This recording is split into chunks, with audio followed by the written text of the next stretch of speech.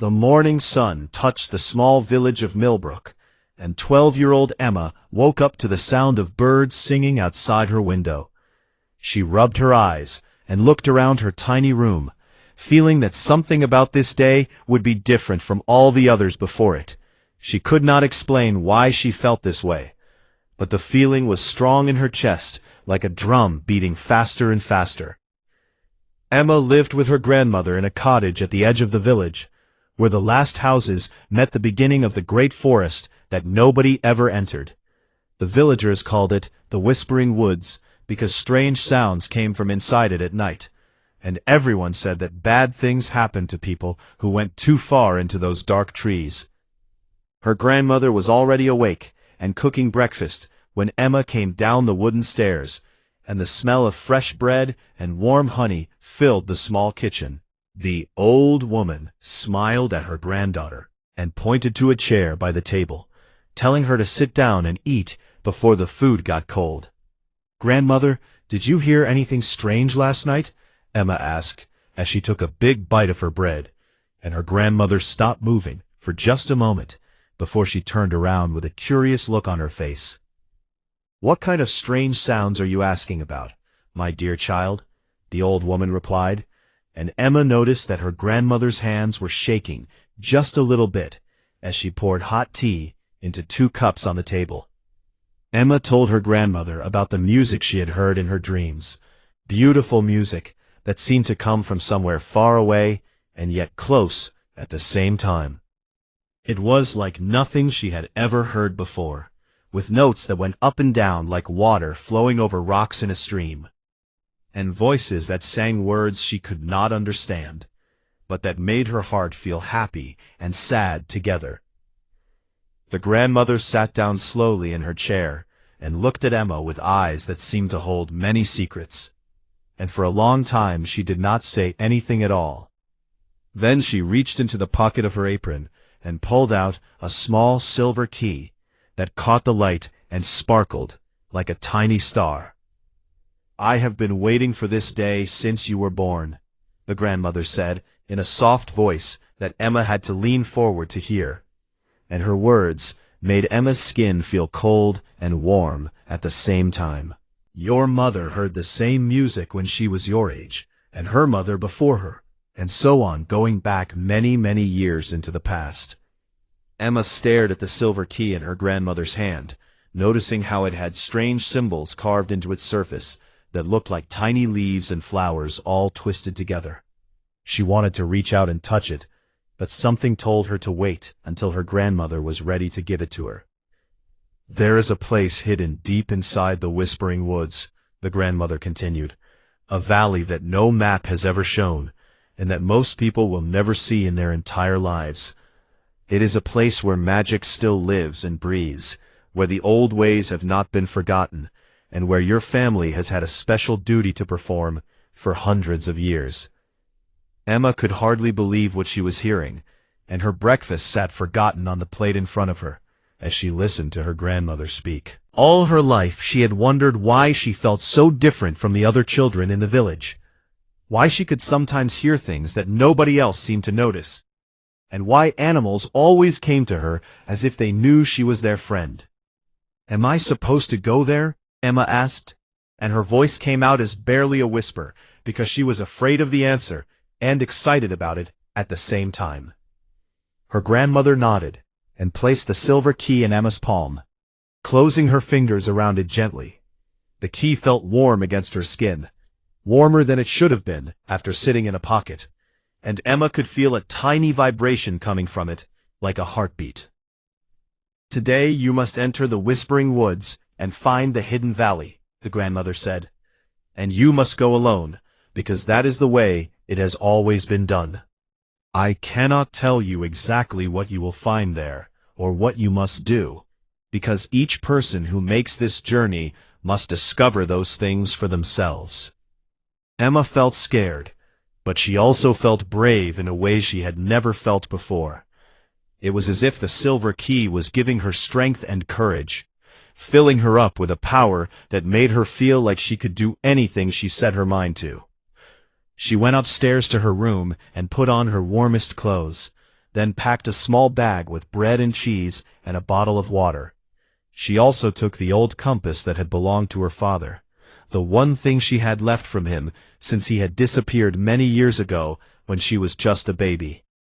When she came back downstairs, her grandmother was standing by the door with tears in her eyes, but she was smiling at the same time.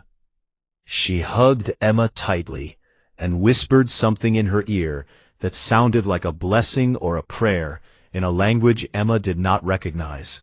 "Follow the stream that starts behind the old mill," the grandmother told her, "and keep walking until the key begins to glow. When that happens, you will know that you are close to finding what you seek. And remember that you are stronger than you know and braver than you believe." Emma stepped outside into the morning light, feeling the weight of the silver key in her pocket and the weight of her grandmother's words in her heart. She looked back one last time and waved. Then she turned and walked toward the edge of the village, where the great forest waited for her, like a dark and mysterious friend. The path to the old mill was one she had walked many times before, but today everything looked different to her. The flowers seemed brighter, the birds sang louder, and even the air felt cleaner and fresher, as if the whole world knew that something important was about to happen. She found the stream easily enough, a narrow ribbon of clear water that bubbled and danced over smooth stones, and she began to follow it into the shadows of the whispering woods. With each step she took, the sounds of the village faded behind her, and new sounds took their place, sounds she had never heard before, that seemed to come from everywhere and nowhere at once. Emma walked deeper into the whispering woods, following the stream as her grandmother had told her to do, and the trees grew taller and closer together, until their branches formed a roof above her head that blocked out most of the sunlight. The air was cool and damp, and strange mushrooms grew on the fallen logs, some of them glowing with soft colors that made them look like tiny lanterns left behind by forest creatures. She had been walking for what felt like hours when she heard a sound that made her stop and listen carefully.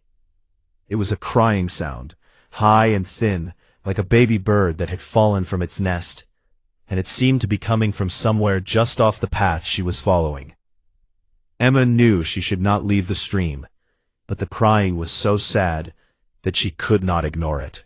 She pushed through some thick bushes and found herself in a small clearing, where a young fox was caught in a tangle of old rope that someone had thrown away long ago.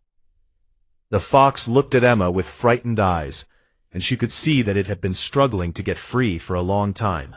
Its leg was hurt, and its fur was dirty and matted, and Emma felt her heart fill with pity for the poor creature. "Do not be afraid, little one," Emma said in a soft and gentle voice. "I am here to help you, and I will not hurt you. Just stay still and let me untangle this rope from around your leg." The fox seemed to understand her words, or maybe it was just too tired to keep fighting. It lay still as Emma knelt down beside it and began to work on the knots with her careful fingers, taking her time so she would not cause more pain to the injured animal. It took a long time, but finally the last knot came loose, and the fox was free.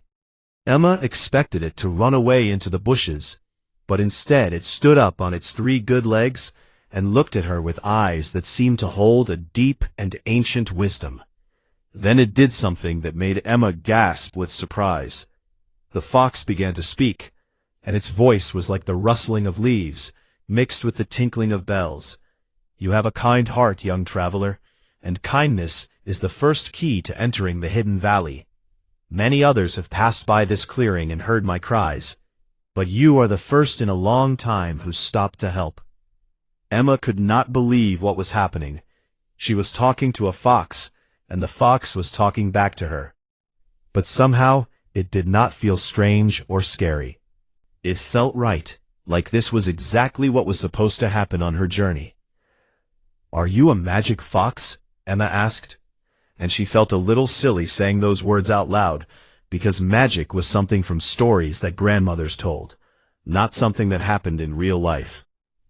The fox made a sound that might have been a laugh. I am a guardian of the woods, one of many who watch over those who travel through this ancient place.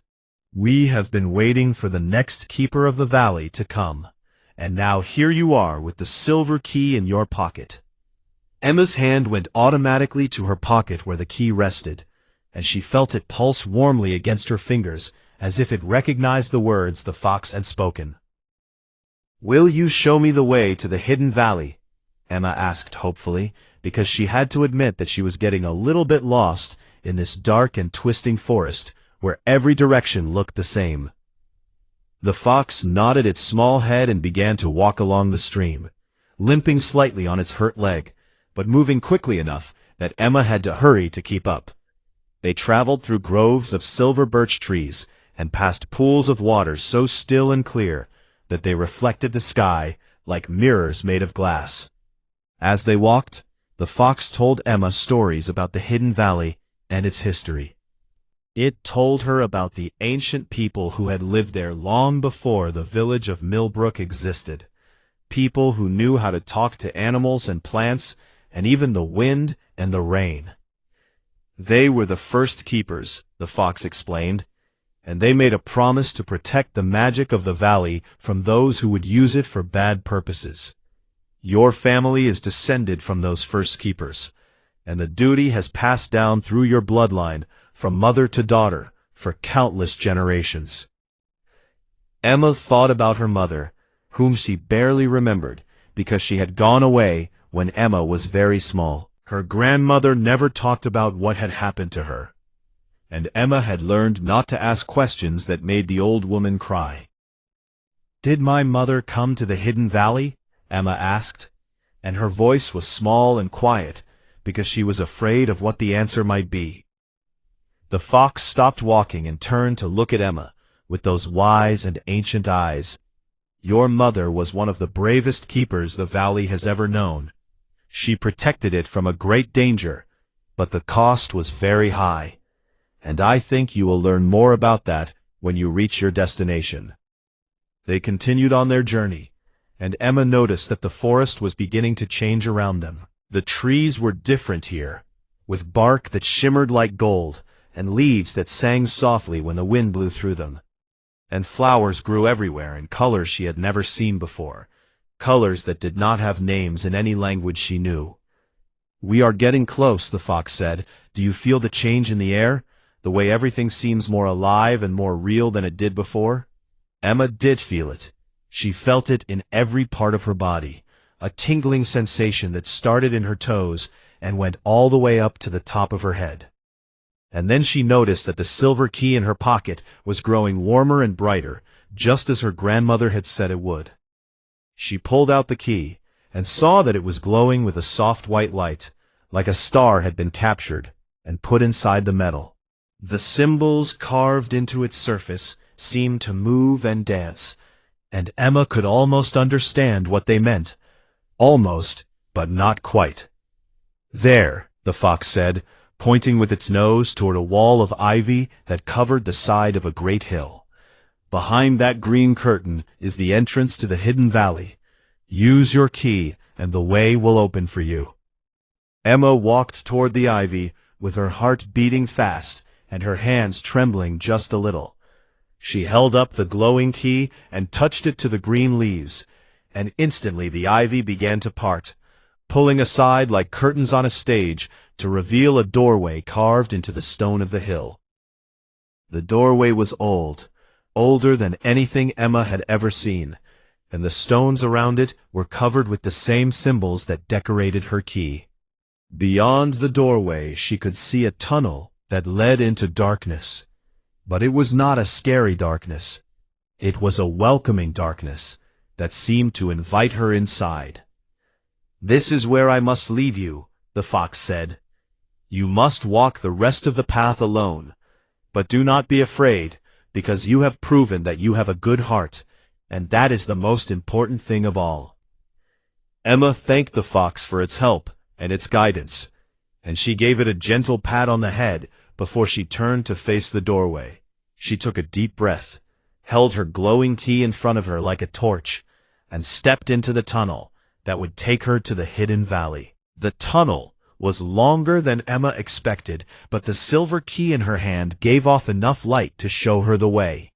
The walls were smooth and cool to the touch, and she could hear the sound of water dripping somewhere in the distance. Strange pictures had been painted on the walls long ago, showing people and animals living together in peace, and Emma wished she had time to stop and look at them more closely. After walking for what seemed like a very long time, she saw a spot of brightness ahead of her that grew bigger with every step. It was daylight, warm and golden, and Emma felt her heart lift with joy as she hurried toward it. She stepped out of the tunnel and into a valley so beautiful that it took her breath away. Green hills rolled gently toward a sparkling lake in the center, and trees heavy with fruit stood in neat rows like soldiers waiting for a parade.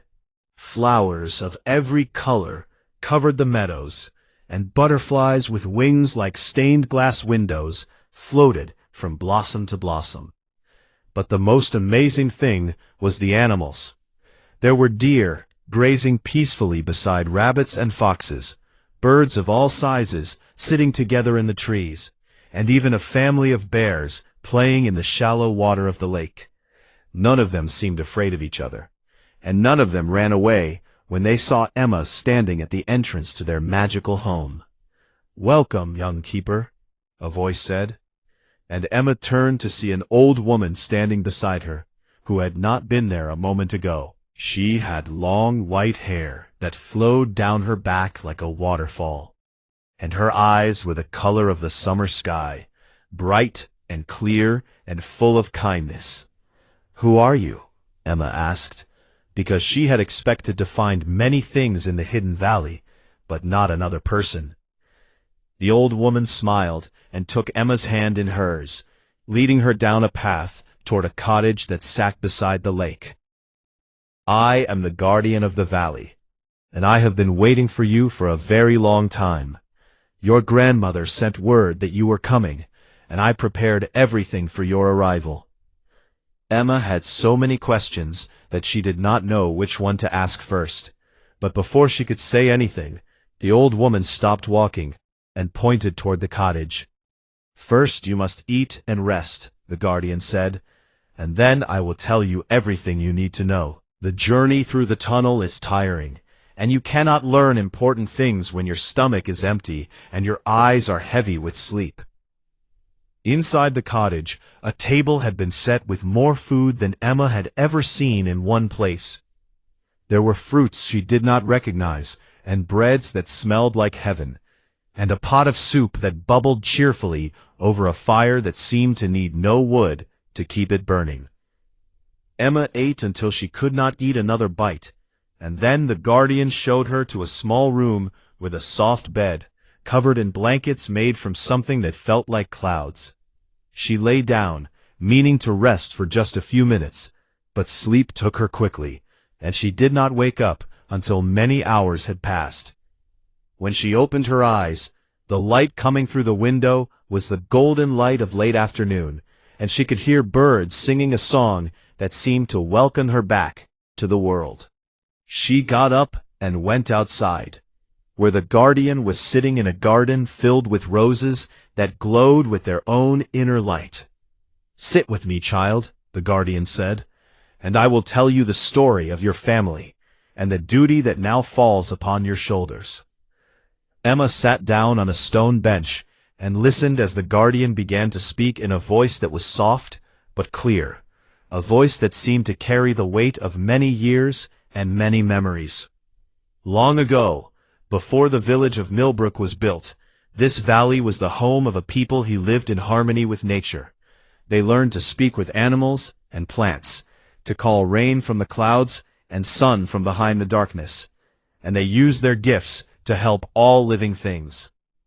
The guardian paused and looked at Emma with those bright blue eyes, but there were others who wanted to use this magic for selfish reasons, to gain power over other people, and to take what did not belong to them. The people of the valley knew that they had to protect their home from these greedy outsiders.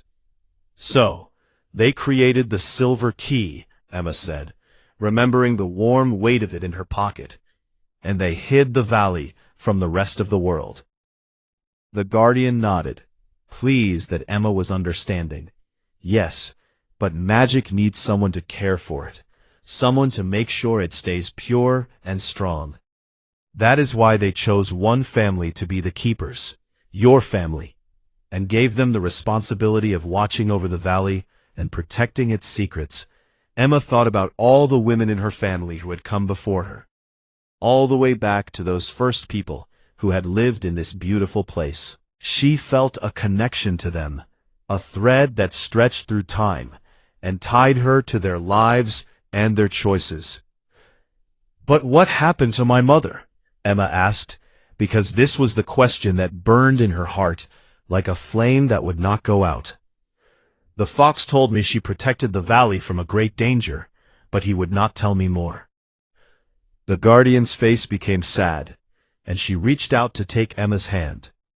Your mother was very brave, Emma, braver than anyone I have ever known. About 10 years ago, a man came to the valley who wanted to steal its magic and use it to make himself powerful. Emma listened with her heart pounding as the Guardian continued the story. This man had learned about the valley from old books and ancient maps, and he spent many years searching for it. When he finally found a way in, your mother stood against him and used all of her strength to send him away and seal the entrance, so he could never return. But where is she now? Emma asked, and her voice was shaking because she was afraid of what she might hear. The Guardian squeezed Emma's hand gently.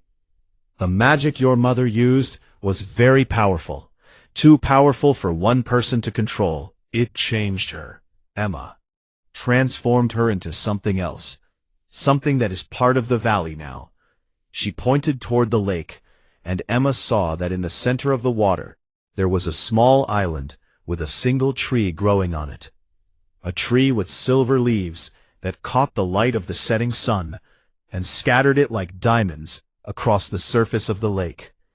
Your mother is that tree, the Guardian said softly. She gave up her human form to save the valley, but she is still here, still watching over this place and everyone in it. Emma felt tears running down her cheeks, but they were not only tears of sadness, they were also tears of pride, because her mother had been a hero, had sacrificed everything to protect something beautiful and good. Can I talk to her? Emma asked. Can she hear me if I speak to her? The Guardian smiled. Why do you think you heard music in your dreams, child? Your mother has been calling to you, waiting for you to come so she could finally see you again. Go to her, Emma. Go to the silver tree and meet your mother. Emma stood at the edge of the lake, looking out at the small island where the silver tree grew. The sun was setting behind the hills, painting the sky in shades of orange and pink and purple, and the tree's leaves sparkled like 1,000 tiny mirrors catching the fading light. How do I get to the island?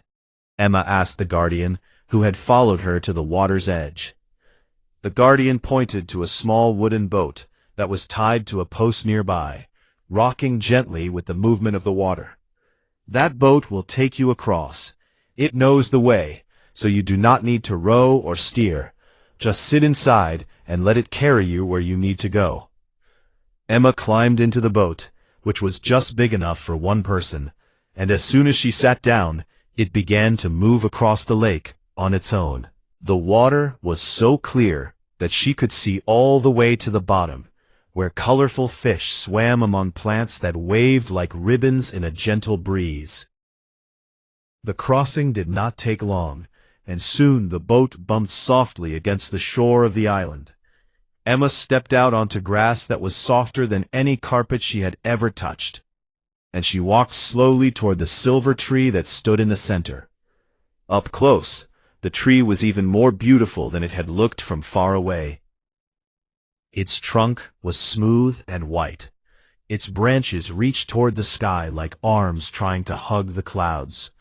and its silver leaves made a sound like tiny bells when the wind blew through them. Emma reached out and touched the trunk with her fingertips, and the moment she did, she felt a warmth spread through her whole body, a warmth that felt like being wrapped in her grandmother's arms, like being safe and loved and protected from all harm. And then she heard a voice, not with her ears, but with her heart, a voice that was soft and kind and familiar, even though she had never heard it before. "My beautiful daughter," the voice said, "I have waited so long for this moment, dreamed of it every day and every night since I had to leave you. You have grown so tall and so strong, and I am so proud of the person you have become." Emma felt tears streaming down her face again, but this time she was smiling through them. "Mother, I have missed you my whole life, even though I did not know what I was missing. Grandmother told me stories about you, but she never told me what really happened." "She was trying to protect you," her mother's voice replied, "trying to let you have a normal childhood before you had to learn about your duty and your destiny. She loves you very much, Emma, just as I love you." Emma sat down at the base of the tree and leaned her back against its trunk, feeling the warmth and the love flowing into her like water filling an empty cup. She had so many things she wanted to say, so many questions she wanted to ask. "The Guardian told me about the man who tried to steal the magic," Emma said, "and how you stopped him by using all of your power. But why did you have to become a tree? Why could you not stay as you were?" Her mother's voice was gentle as she explained.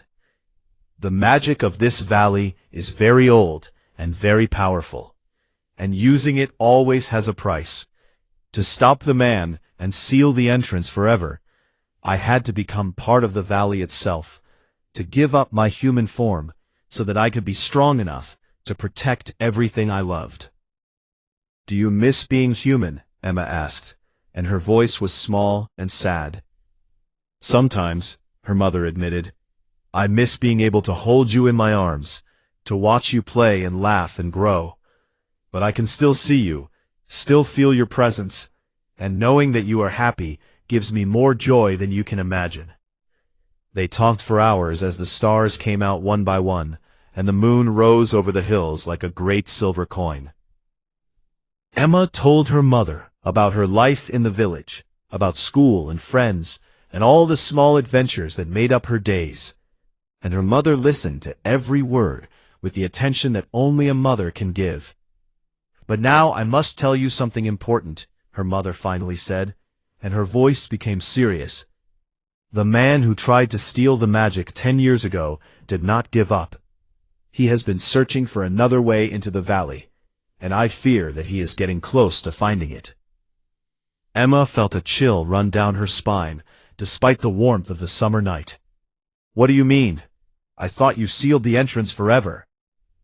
"I sealed the main entrance," her mother explained, "but there is another way in, an old path that was made long before the silver key was created. I thought it had been forgotten, but this man is clever and determined, and he has spent years looking for any crack in our defenses." Emma stood up and looked out at the dark water of the lake, her mind racing with thoughts and fears. "What can I do?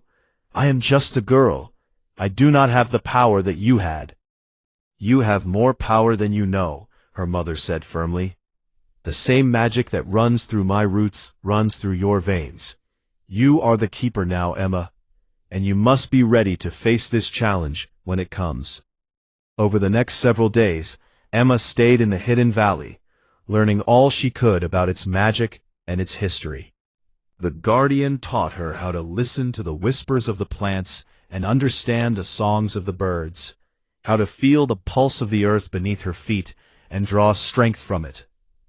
She spent hours sitting beneath the silver tree, talking with her mother and absorbing the wisdom that flowed from her like sap from the trunk. She learned about the different kinds of magic that existed in the valley, and how each one could be used to protect and heal. "The most important thing to remember," her mother told her, "is that true power comes not from forcing things to happen, but from working together with nature. The animals and plants are your allies, The wind and water are your friends, and if you treat them with respect, they will help you in times of need. Emma practiced everything she learned, and slowly she began to feel the magic awakening inside her. At first, it was just a tiny spark, like a candle flame flickering in the darkness. But day by day it grew stronger, until she could feel it glowing in her chest, like a small sun.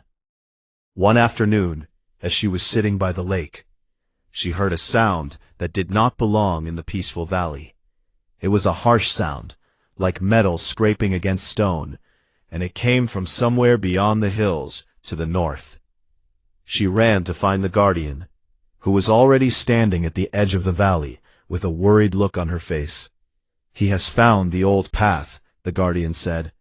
"The man your mother warned you about. He is coming, Emma, and you must decide what you are going to do." Emma looked toward the north, where she could see a thin column of smoke rising into the sky, and she felt fear gripping her heart. But beneath the fear, she also felt something else, something stronger and more powerful, a determination to protect her family's legacy no matter what the cost. "I am the keeper," Emma said, and her voice was steady even though her hands were shaking. "And I will not let anyone hurt this valley or the people who live here. Tell me what I need to do."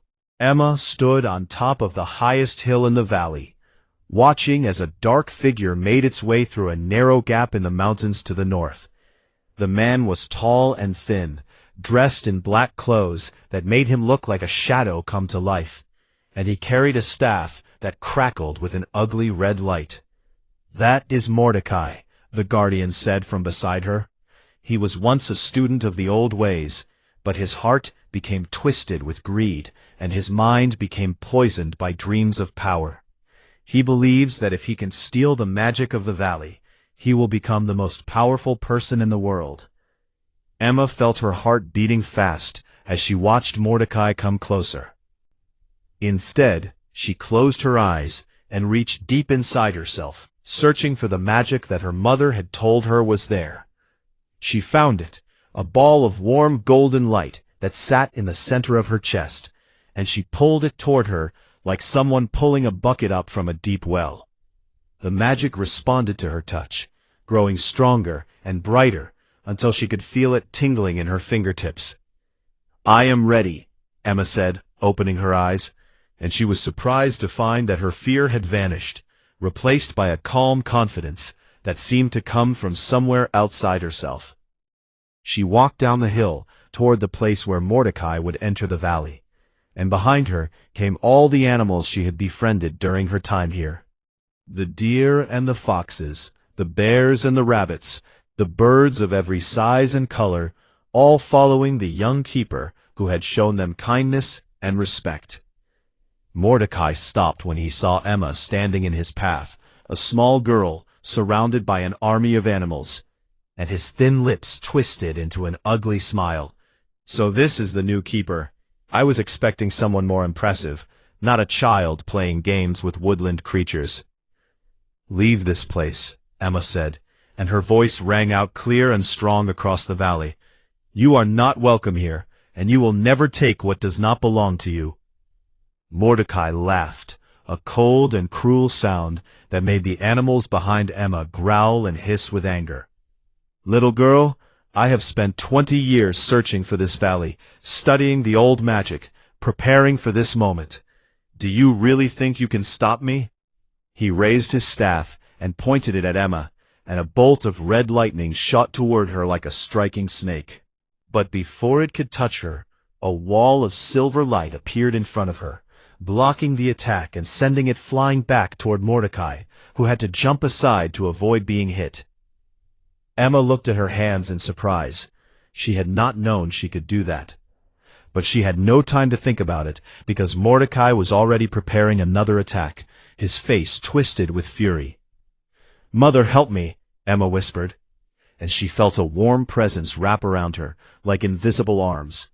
She heard her mother's voice in her heart, calm and encouraging. "I am with you, my daughter. Use the magic of the valley. Call to the wind and the water and the earth, and they will answer. Emma raised her hands toward the sky and opened her heart to the magic all around her. She felt the wind responding to her call, swirling down from the mountains and gathering into a spinning column of air. She felt the water of the lake rising up in great waves, and she felt the earth beneath her feet trembling with power. Mordecai tried to fight back, throwing bolt after bolt of red lightning at Emma, but each one was blocked by the silver shield that surrounded her. His face was pale and sweating now, and Emma could see fear beginning to creep into his eyes. "This is impossible," he shouted. "You are just a child. You cannot have this much power." "I am not alone," Emma replied. "I have the love of my family, the help of my friends, and the magic of this valley flowing through me. You are the one who is alone, Mordecai, alone with your greed and your hatred." She brought her hands together with a clap that echoed across the valley like thunder, and all the elements she had gathered came crashing down on Mordecai at once. The wind grabbed him and lifted him off his feet. The water wrapped around him like chains, and the earth opened beneath him to swallow his wicked staff. When it was over, Mordecai lay on the ground, powerless and defeated, his black clothes torn and dirty, his cruel face filled with disbelief. Emma walked toward him and looked down at him with pity in her eyes. "You could have used your knowledge of the old ways to help people," she said, "to make the world a better place. Instead, you chose greed and power, and now you have lost everything." The guardian came forward with a small bottle in her hands, a bottle filled with golden liquid that seemed to glow from within. "This is the water of forgetting," she explained. "Once he drinks it, Mordecai will forget about the valley, about magic, about everything he has learned. He will go back to the world outside and live a normal life, never knowing what he has lost." Emma nodded, understanding that this was the most merciful punishment they could give him. Together, she and the guardian made Mordecai drink the golden water, and they watched as his eyes grew cloudy, and then cleared again, empty of all memory of this place. "Take him back to the outside world," Emma told the animals, and a group of deer gently lifted Mordecai onto their backs and carried him away toward the old path through the mountains. When he was gone, Emma sat down on the grass and let out a long breath. Her whole body was shaking from the effort of using so much magic, but she felt proud of what she had accomplished. The guardian sat beside her and put a gentle hand on her shoulder. "You did wonderfully, young keeper. Your mother would be very proud of you, and so am I." Emma smiled and looked toward the lake, where the silver tree was shining brighter than ever in the light of the afternoon sun. "I could not have done it without her help. She was with me the whole time, guiding me and giving me strength." Over the next few days, Emma worked with the guardian to seal the old path forever, using the magic of the valley to close the gap in the mountains and grow a thick forest of thorns over it. Never again would anyone be able to use that entrance to threaten their home.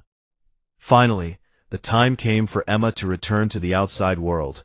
She had been gone for many days, and she knew her grandmother must be worried about her. She went to the silver tree one last time and pressed her hand against its trunk, feeling her mother's love flowing into her. "I have to go now, but I promise I will come back. I will visit you often, and I will take care of the valley just as you did." "I know you will," her mother's voice replied. "You have proven yourself to be a true keeper, brave and kind and strong. Go back to your grandmother and tell her everything that happened, and know that I am always with you, no matter how far apart we may be." Emma walked through the tunnel and emerged from the whispering woods just as the sun was setting over the village of Millbrook. She ran to her grandmother's cottage and threw herself into the old woman's arms. "You did it," her grandmother said, tears of joy streaming down her face. "I knew you would. I was never worried, not for a single moment." That night, Emma sat by the fire and told her grandmother everything that had happened in the Hidden Valley. She told her about the fox and the guardian, about meeting her mother and learning magic, and about defeating Mordecai and saving the valley from his greed. Her grandmother listened to every word, laughing and crying and asking questions, and when Emma was finished, the old woman hugged her tight and whispered, "Your mother would be so proud of you, and so is your father, wherever he may be." Emma looked up in surprise. "Father, do you know what happened to him?" Her grandmother smiled mysteriously. "That is a story for another day, my dear. For now, just know that you have taken the first step on a long and wonderful journey, and there are many more adventures waiting for you in the years to come." Emma looked out the window at the stars twinkling in the night sky, and she felt a warmth spreading through her chest where the magic lived. She was the keeper of the hidden valley now, and she would protect it with all her heart, just as her mother had done before her. And somewhere in the distance, a silver tree shimmered in the moonlight, its leaves singing a gentle song of love and pride for the brave young girl who had become a hero.